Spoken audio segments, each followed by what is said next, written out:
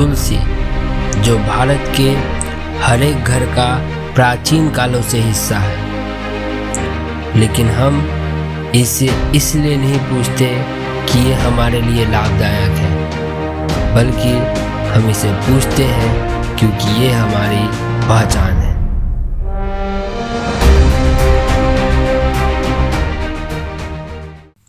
बात तुलसी के सीरीज की चल रही है, जहाँ पर हम लोगों ने इसके कुछ पैरामीटर्स पर चर्चा किया है, जैसे इसके basic botanic identification, morphological feature, habitat and natural ecology, environmental role और जियोग्राफी एंड क्लाइमेट डिस्ट्रीब्यूशन, जिसे 2 पार्ट में दर्शाया गया है। चलिए हम तीसरे पार्ट में चर्चा करेंगे इसके कुछ पैरामीटर्स के बारे में, जिसमें होगा plantation and propagation techniques, growth, biomass and forestry data, care, maintenance and health और medical, economical and social usage.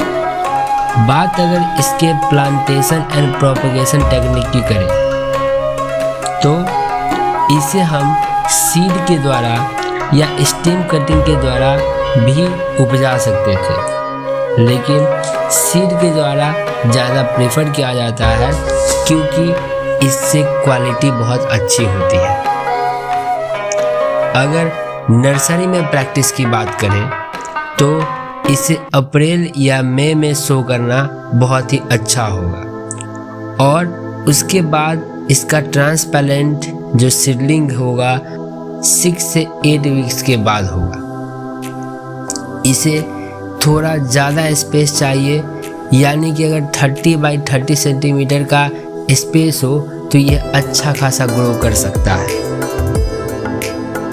इसे लोमी सॉइल और वेल ड्रेन्ड सॉइल चाहिए, क्योंकि यह वाटर लॉजिंग को एक्सेप्ट नहीं करता, जिसका pH स्केल 6 से 7.5 तक होना चाहिए।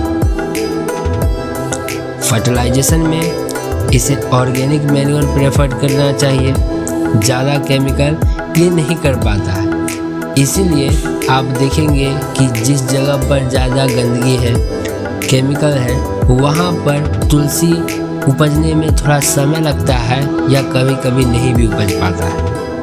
इसकी हार्वेस्टिंग 90 से 120 दिनों के बाद कर सकते हैं, यानी 3 मंथ से लेकर आप 4 मंथ तक में कर सकते हैं। अगर पर हेक्टेयर के हिसाब से एनुअली देखा जाए तो 5 से 10 टन ऑफ फ्रेश लीफ यह पर हेक्टेयर एनुअली दे देगी, यानी कि यह एक बहुत बड़ा अमाउंट है, और चूँकि इसका मेडिकल यूज बहुत ज़्यादा है इसलिए इसकी कीमत भी अच्छी खासी है। अब अगर ग्रोथ, बायोमास और फॉरेस्ट्री डेटा की बात करें तो ग्रोथ रेट इसका मॉडरेट होता है, यानी 3-4 महीने जैसा कि हम लोगों ने देखा इसे लगता है मैच्योरिटी लेवल तक आने में। इसका लाइफ 3 से 5 इयर्स तक का है, लेकिन यह पेरेनियल है। अगर इसके लाइफ कंडीशन हो तो यह पूरे साल रहेगा। अगर हम बायोमास यील्ड्स की बात करें तो 10 से 15 टन हेक्टेयर ये ग्रीन बायोमास देता है, जो एक अपने आप में बहुत बड़ा अमाउंट है।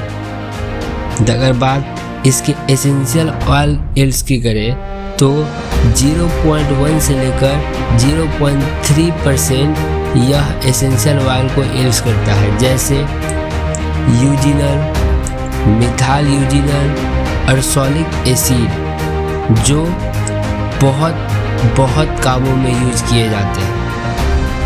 अगर हम फॉरेस्ट्री रेलेवेंस की बात करें तो इसे क्लासिफाई किया गया है मेडिसिनल एंड एरोमेटिक प्लांट यानी MAP में, जो NTFE यानी नॉन टिम्बर फॉरेस्ट प्रोड्यूस के अंदर आता है। इस हिसाब से इसका जो प्लांटेशन है वो बहुत ही इम्पोर्टेंट है, और अगर आप प्लांटेशन करना चाहते हैं तो इसके टेक्निक्स को आपको ज़रूर याद रखना पड़ेगा। उसके आगे अगर हम इसके केयर, मेंटेनेंस और हेल्थ की बात करें तो इसे रेगुलर प्रूनिंग चाहिए, क्योंकि इसे मेंटेन करना पड़ेगा।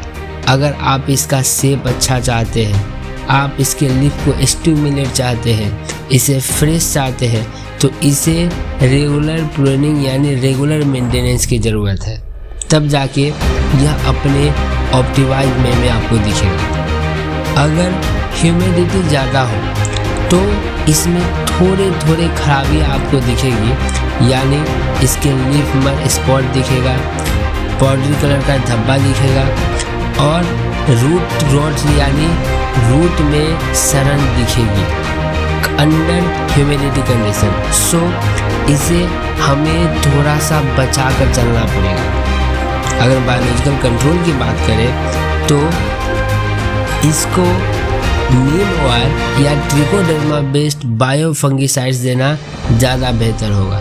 जैसा कि हम लोगों ने अभी देखा कि जो केमिकल सब्सटेंसेस है इसे बहुत कम लगते हैं, और वाटर लॉजिंग से तो एकदम ही बचा के रखें कि जैसे ही आपने वाटर देना शुरू किया ये जल्दी डाउन हो सकता है। अगर इसके मेडिकल, इकोनॉमिकल और सोशल यूज की बात करें तो ऐसे तो ये इनफाइनाइट है, लेकिन अगर कुछ इम्पोर्टेंट प्रॉपर्टी की बात करें तो मेडिकल प्रॉपर्टी में यह एंटीवायरल, एंटीबैक्टीरियल, एंटीपायरेटिक, एडेप्टोजेनिक और एंटीऑक्सीडेंट है। इसे एक महत्वपूर्ण दर्जा देता है। यह आयुर्वेदा में कोल्ड, कफ, फिगर, अस्थमा और डाइजेस्टिव डिसऑर्डर को ठीक करने के लिए किया जाता है। अगर इससे रिलेटेड फाइटोकेमिकल की बात करें तो यूजिनल, अर्सोलिक एसिड, रोसमेरिनिक एसिड और लिनालूल जैसे यह फाइटोकेमिकल्स देता है, जो केमिकल इंडस्ट्री के लिए बहुत ही इम्पोर्टेंट साबित होते हैं। इकोनॉमिक यूज में इससे जो एसेंशियल ऑयल है वो परफ्यूम में, कॉस्मेटिक में और हर्बल मेडिसिन में यूज किए जाते हैं for their flavour advantages. Social use की तो बात ही आप छोड़ दें। सोशल यूज में तुलसी हर एक घर में वर्शिप किया जाता है, जैसा कि हम लोगों ने बोला कि यह हर एक घर का हिस्सा है प्राचीन कालों से, और यह अब हमारी पहचान भी बना हुआ है। इसके साथ साथ हम लोग इसको होम रेमेडी में यूज करते हैं और हर्बल टी के रूप में यूज करते हैं। आप एक बात ज़रूर याद रखें कि भारतीय घर में तुलसी सिर्फ और सिर्फ मेडिकल यूजेज, इकोनॉमिकल यूजेज और सोशल यूजेज के लिए नहीं यूज की जाती है, बल्कि यह जुड़ा हुआ है हमारे इतिहास से, ये जुड़ा हुआ है हमारे पहचान से।